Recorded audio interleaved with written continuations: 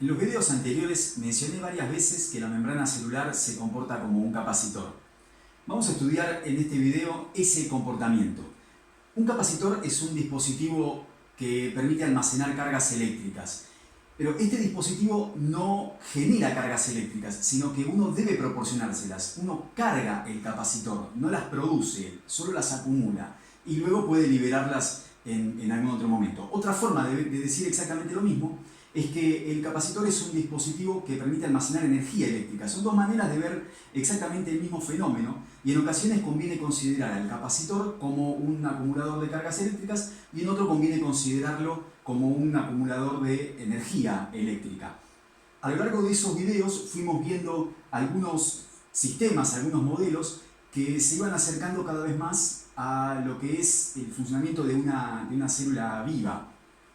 Vamos a revisar esos modelos que fuimos viendo, particularmente entonces en relación con el comportamiento de la membrana como un capacitor.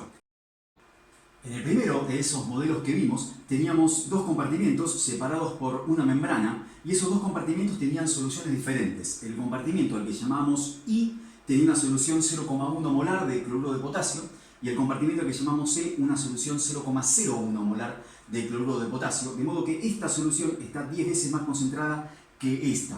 La membrana, en este caso, dejaba pasar el potasio pero no el cloruro. De modo que el potasio consigue atravesar la membrana, pero el cloruro no. Entonces, a medida que el potasio iba atravesando la membrana, pero los cloruros no consiguen atravesarla porque la permeabilidad de la membrana para ese ion es cero, los potasios y los cloruros se van depositando a ambos lados de la membrana, atrayéndose mutuamente y cargando ese capacitor. De modo que el potasio tiende a ir hacia el compartimiento E debido a su gradiente químico, pero es atraído por los cloruros que no pudieron pasar. Es decir, que en la membrana se genera un campo eléctrico dado por estos iones que se depositan sobre las superficies. Este es el comportamiento que permitía mostrar ese tercer compartimiento que también era electroneutro. De modo que en un modelo de tres compartimientos nos quedaban el compartimento que llamábamos E electroneutro, el compartimento que llamábamos I electroneutro y en el nuevo compartimento que llamábamos compartimento de membrana, donde tenemos el capacitor, teníamos de nuevo electroneutralidad dado por las cargas del potasio que pudo atravesar la membrana y las cargas de los cloruros que no lograron atravesarla. Por supuesto que este modelo tiene otras cosas que tenemos que considerar, por ejemplo la diferencia de osmolaridad que hay entre los dos compartimentos, pero no es lo que nos interesa para este estudio en particular y por lo tanto eso lo dejamos de lado. El segundo sistema que habíamos visto, un poquito más cercano a cómo se comporta la membrana de una célula viva, de vuelta teníamos dos compartimentos separados por una membrana, los compartimentos los llamamos I y E. En el compartimento I poníamos una solución 100 milimolar o 0,1 molar de proteinato de potasio y en el compartimento E una solución 0,1 molar o 100 milimolar de cloruro de potasio. Esta membrana dejaba pasar cloruros y potasios, pero no dejan pasar al anión proteinato. Lo que habíamos visto es que existe primero electroneutralidad en ambos compartimientos, el número de cargas positivas y de cargas negativas es exactamente el mismo, de modo que ambos compartimentos son electroneutros. La concentración de potasio en ambos compartimientos es exactamente la misma, de modo que para el potasio no hay gradiente químico, pero ese gradiente químico sí existe para el cloruro. El cloruro es uno de los dos iones que puede atravesar la membrana. Entonces, lo primero que se produce es que el cloruro empieza a atravesar la membrana desde el compartimento E hacia el compartimento I por su gradiente químico.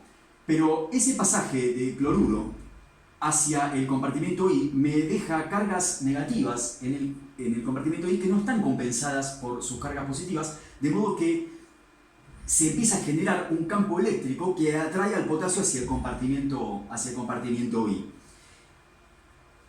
La idea entonces es que si este sistema pudiera llegar al equilibrio, quedaría con una diferencia de concentraciones para los iones difusibles a ambos lados y un campo eléctrico generado en el capacitor de la membrana.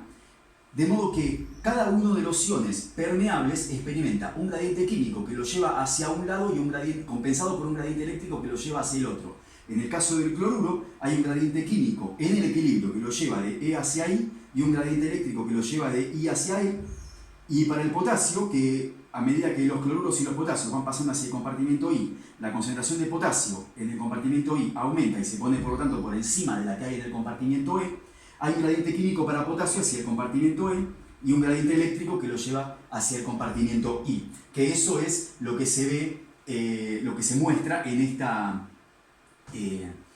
este esquema. Entonces me queda el capacitor de la membrana cargado de esta manera. El potasio, que estaba más concentrado, que en el equilibrio queda más concentrado en el compartimento I que en el compartimento E, experimenta un gradiente químico hacia el compartimento E, y el cloruro, que mantiene ese gradiente químico, aunque es de menor magnitud que al inicio, que lo lleva hacia el compartimento I. Y como esta membrana queda cargada, es decir, como tengo el capacitor de la membrana, se genera aquí en el medio un campo eléctrico que me lleva al cloruro. Como este lado me queda negativo con respecto a este, debido a la carga que toma ese capacitor, el cloruro es repelido hacia el compartimento E porque este lugar es el negativo, y el potasio es repelido hacia el compartimento I porque este lugar es el positivo, o porque este lugar es el negativo. De modo que ese campo eléctrico que me lleva al potasio, que me atrae al potasio hacia el compartimento I, es el mismo campo eléctrico que me atrae al cloruro hacia el compartimento E, y esos dos, ese campo eléctrico compensa los gradientes químicos para cada uno de los iones, de modo que esos iones alcanzan el equilibrio. Aquí de vuelta teníamos que ver el problema de la diferencia de osmolaridad, pero de vuelta, eso no es lo que nos interesa en este video, y por lo tanto lo dejamos de lado, que eso ya lo vimos en el video de equilibrio Donan. Cuando llegamos a ver el comportamiento de la célula viva, habíamos visto que existe en la membrana celular una bomba que mantiene una alta concentración de potasio en el compartimento intracelular y una alta concentración de sodio en el compartimento extracelular. Lo que hace esa bomba es introducir potasio en contra de su gradiente y sacar sodio en contra de su gradiente electroquímico. Entonces, debido en parte a la existencia de estos iones fijos en el compartimento intracelular y a la existencia de la bomba de sodio-potasio y a la permeabilidad diferente de la membrana a cada uno de los iones, teníamos que el compartimento intracelular quedaba cargado negativamente con respecto al exterior. Esa carga negativa se debe justamente a lo que sucede en el capacitor de la membrana. Entonces, revisamos esa idea. El potasio experimenta un gradiente químico que lo lleva hacia afuera, el cloruro experimenta un gradiente químico que lo lleva hacia adentro de la célula, y el sodio también experimenta un gradiente químico que lo lleva hacia el interior de la célula. Sin embargo, lo que habíamos visto es que para el potasio y para el cloruro la membrana es muy permeable en el reposo, y para el sodio prácticamente nada, de modo que los iones que tienen facilidad para cargar el capacitor, todos los iones van a cargar el capacitor, pero cada uno lo carga de acuerdo con la permeabilidad y con la abundancia que tiene ese ion a través de la membrana y en los compartimientos. De modo que los iones que en esta situación cargan predominantemente el capacitor son el potasio y el cloruro. Y lo que sucede es precisamente eso, que el interior celular me queda cargado negativamente y el exterior me queda cargado positivamente. Uno aquí podría detenerse a pensar y decir, bueno, pero a ver, esperemos un minuto. Si el potasio es el ion más concentrado en el compartimento intracelular, ¿por qué no es el potasio el que carga el interior de la membrana? Y si el cloruro es el anión más abundante en el medio extracelular, ¿por qué no es el cloruro el que carga la parte exterior de la membrana? Y justamente ahí hay un concepto bastante importante que vemos en la siguiente diapositiva. La idea es que si esta parte representa, lo que estoy tomando es este sector, por ejemplo este sector de la membrana, ¿sí? Donde tengo en la parte superior el compartimento extracelular y en la parte inferior el compartimento intracelular, y aquí me queda el espesor de la membrana. Esa idea, ese concepto importante entonces, es que si el potasio fuera el que carga la parte interna de la membrana y el cloruro fuera el que carga la parte externa de la membrana, el exterior celular me quedaría negativamente cargado con respecto al interior. Y entonces el potasio experimentaría un gradiente químico que lo llevaría hacia afuera y un gradiente eléctrico que también lo llevaría hacia afuera. Y la membrana lo deja pasar, de modo que si el potasio experimenta dos fuerzas que lo llevan hacia afuera y nada le impide difundir, el potasio se mueve siguiendo esas dos fuerzas que que lo aceleran hacia el compartimento extracelular. Y exactamente lo mismo sucede con el cloruro. Si el cloruro cargara el lado extracelular de la membrana y el potasio intracelular, el cloruro experimentaría un gradiente eléctrico que lo llevaría hacia adentro. Y se sumaría ese gradiente eléctrico al gradiente químico, que también lo lleva hacia adentro. Como la membrana no le impide moverse, porque es permeable al cloruro, entonces el cloruro acelera hacia el interior celular. De modo que la forma en la que terminan estos iones es cargando el potasio, el lado extracelular de la membrana, y el cloruro, el lado intracelular de la membrana. De modo que ambos gradientes se oponen parcialmente. Hay siempre alguno que es superior al otro, en el caso de ambos iones, pero eso va a ser motivo de análisis en otro video.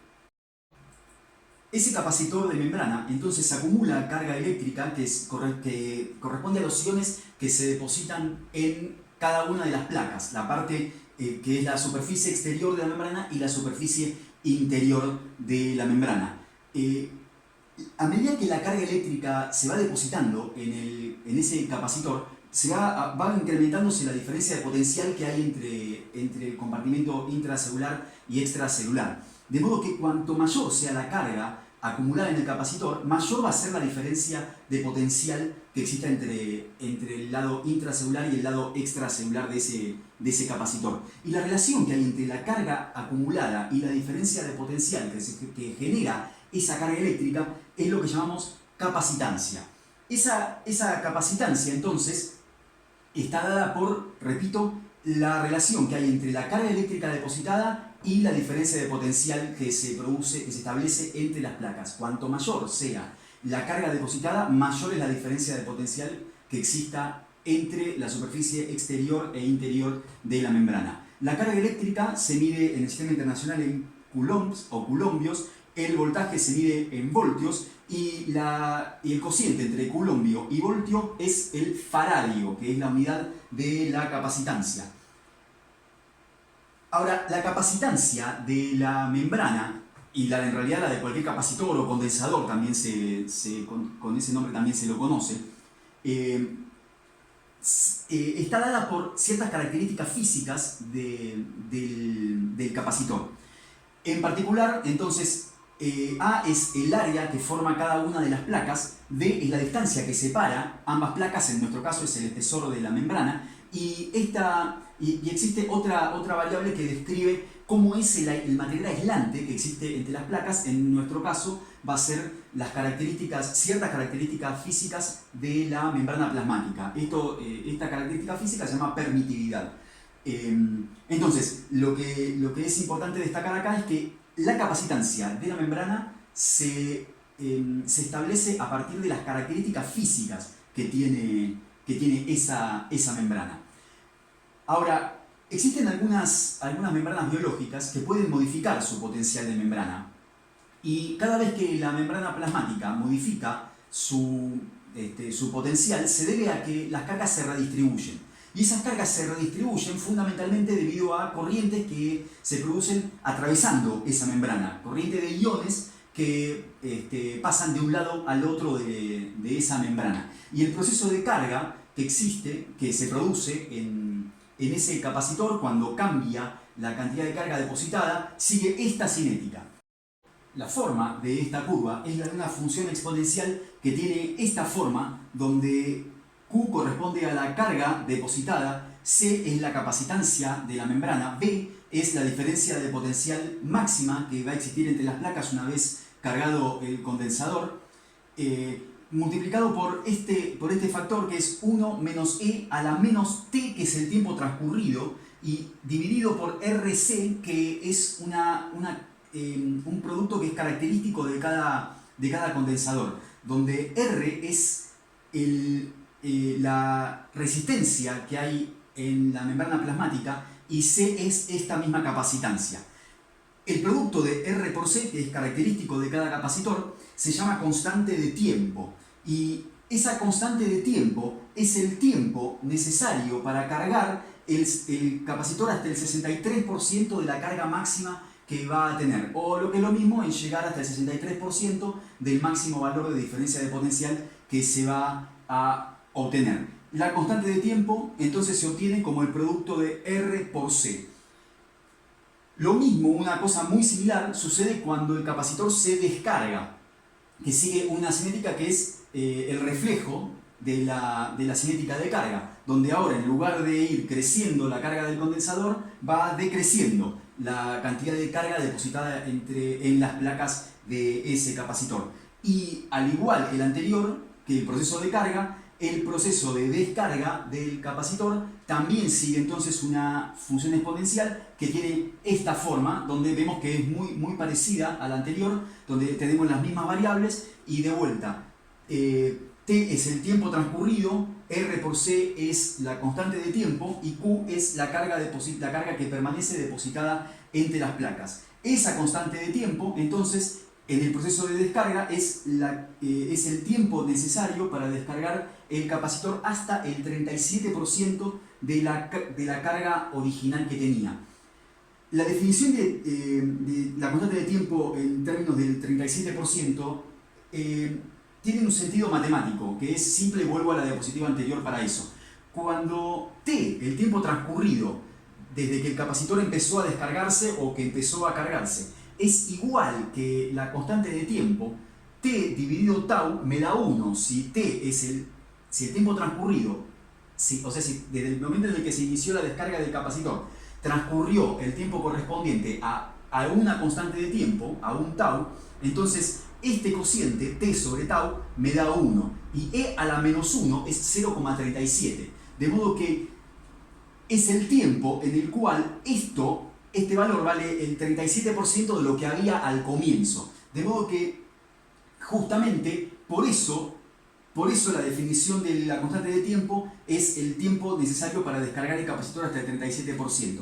Y visto el proceso de carga tenía a tau como, por definición, el tiempo necesario para cargarla al 63%.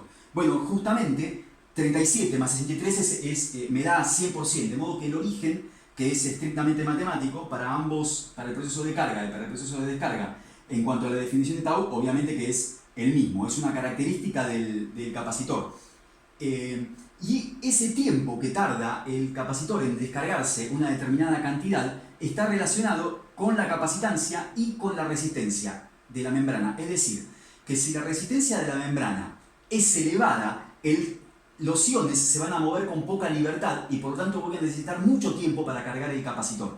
Mientras que si la resistencia de la membrana es baja, significa que los iones se mueven con mucha facilidad, que la permeabilidad es elevada, o en términos eléctricos que la conductancia es elevada, de modo que la membrana se carga con mucha rapidez y por tanto la constante de tiempo es baja, es decir que esta curva, en lugar de verse así, se podría ver así si la constante de tiempo fuera más reducida, es decir, una constante de tiempo más baja significa que el capacitor se carga muy rápido, una constante de tiempo grande significa que el capacitor tarda mucho tiempo en cargarse.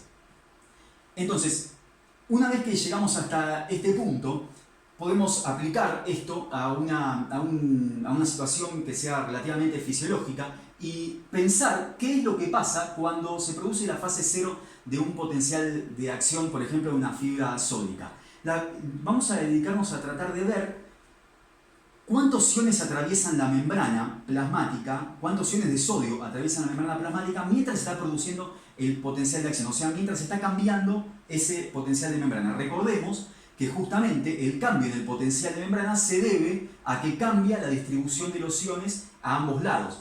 De modo que si la permeabilidad de la membrana para el sodio aumenta, entonces el sodio ahora tiene libertad para moverse y por lo tanto se mueve hacia el compartimiento intracelular y me carga la parte interna de ese capacitor. Entonces, tomamos la definición de capacitancia, el cociente entre la carga depositada en las placas dividido por la diferencia de potencial que se establece entre ellas, y por conveniencia vamos a reescribir esta ecuación pasando la diferencia de potencial multiplicando hacia el otro miembro. De modo que entonces la carga depositada en las placas es la capacitancia por la diferencia de potencial establecida entre esas placas. Tomando entonces esta definición, vamos a reemplazar estos valores por los valores que se adecuan a la situación que estamos estudiando. Una capacitancia, un valor típico de capacitancia para las membranas biológicas es de 1 microfaradio por cada centímetro cuadrado de membrana. Recordemos que la capacitancia es una característica de cada capacitor y que se debe a las características físicas de esa membrana. Y una de las características físicas que determinaba la capacitancia es el área de las superficies que se van a cargar. Por lo tanto, entonces, es razonable expresar la capacitancia de las membranas en términos del área de la membrana plasmática que va a ser cargada. Y una diferencia de potencial, un cambio en la diferencia de potencial que es razonable pensar para un potencial de acción de una fibra sódica es de alrededor de 100 mV. Por ejemplo, que la fibra pase de menos 70 mV a más 30. Por ejemplo, en ese caso tenemos una variación del potencial de membrana en alrededor de 100 mV. Entonces, cuando en una membrana que tiene esta capacitancia se produce un cambio en la diferencia de potencial de 100 mV, una amplitud de 100 mV, entonces la carga depositada es lo que vamos a calcular a continuación. Lo primero que hacemos entonces es reemplazar micro y mili, que representan números pero escritos en forma de letras. Micro es 10 a la menos 6 y mili es 10 a la menos 3, de modo que lo único que hicimos fue reemplazar esos dos valores y calculamos entonces la carga depositada. Recordemos que faradio por volt entonces es coulomb. Si coulomb sobre volt es faradio, faradio por volt es coulomb. Entonces la carga depositada es 100 por 10 a la menos 9 coulomb en cada centímetro cuadrado de membrana, y dejando esto en notación científica resulta 1 por 10 a la menos 7 coulomb por cada centímetro cuadrado. Tomamos este valor y lo usamos para continuar tratando de llegar a esto, porque aquí lo que vemos es cuánta carga eléctrica se transfiere a través de cada centímetro cuadrado de membrana. Pero eso no nos permite todavía decir cuántos iones de sodio ingresan a la célula durante ese potencial de acción. Entonces vamos a transformar esta carga eléctrica en cantidad de iones. Lo vamos a hacer en dos pasos. En el primero de los pasos tenemos que recordar que la forma de relacionar la carga eléctrica con la cantidad de moles, o en realidad con la cantidad de equivalentes, es la constante de Faraday. 96.500 coulomb es la cantidad de carga eléctrica que tiene cada equivalente.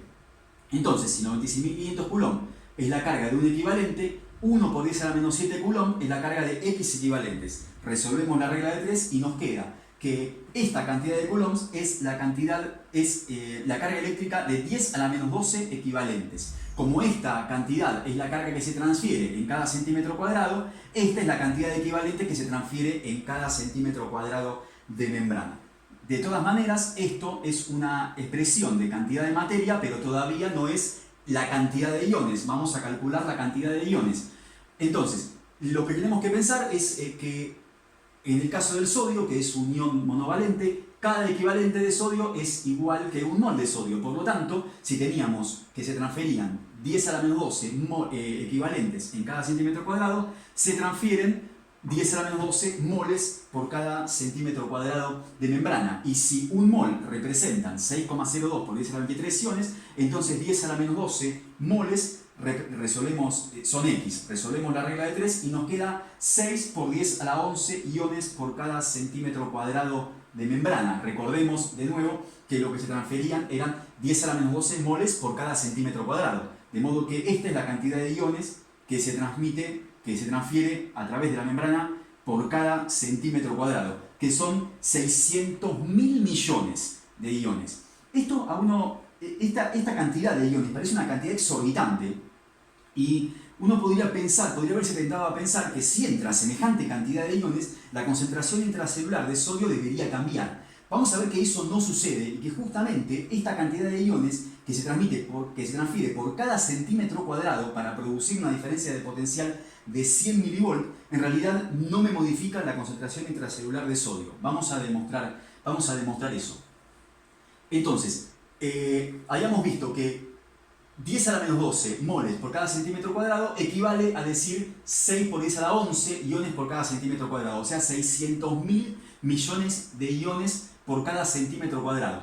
Vamos a considerar una célula que elegimos el tamaño en forma totalmente arbitraria, y la forma. Consideramos una célula de forma aproximadamente cúbica con 10 micrómetros de lado, que es un tamaño razonable para una célula eucariótica pequeña.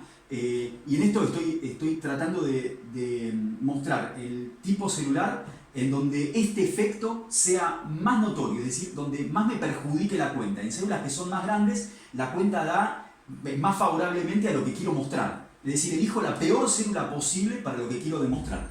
Entonces, consideramos una célula cúbica pequeña, de 10 micrómetros de lado. El volumen, entonces, de esa célula es el lado al cubo, ¿sí? Lado o arista al cubo, y me da 10 a la menos 12 litros. ¿Sí? 10 a la menos 15 metros cúbicos y por lo tanto 10 a la menos 12 litros. Y el área total de la membrana me da 10 a la menos 10 metros cuadrados, o sea 10 a la menos 6 centímetros cuadrados.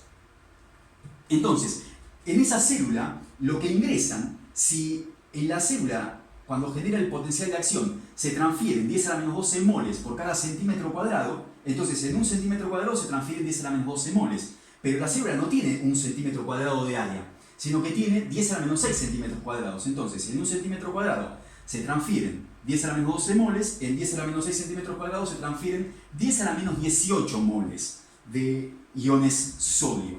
Esos 10 a la menos 18 moles que ingresan a la célula se distribuyen en el volumen de la célula, que era 10 a la menos 12 litros. Estos 10 a la menos 12 litros. ¿Sí? Entonces, esos 10 a la menos 18 moles de iones, que es una trillonésima de mol, se distribuyen en el volumen de la célula, 10 a la menos 12 litros, o sea, una billonésima de litro. Entonces, una vez que tenemos todos estos datos, nos planteamos cuánto cambia la concentración de sodio durante la fase 0 de ese potencial de acción en esa célula cúbica pequeña.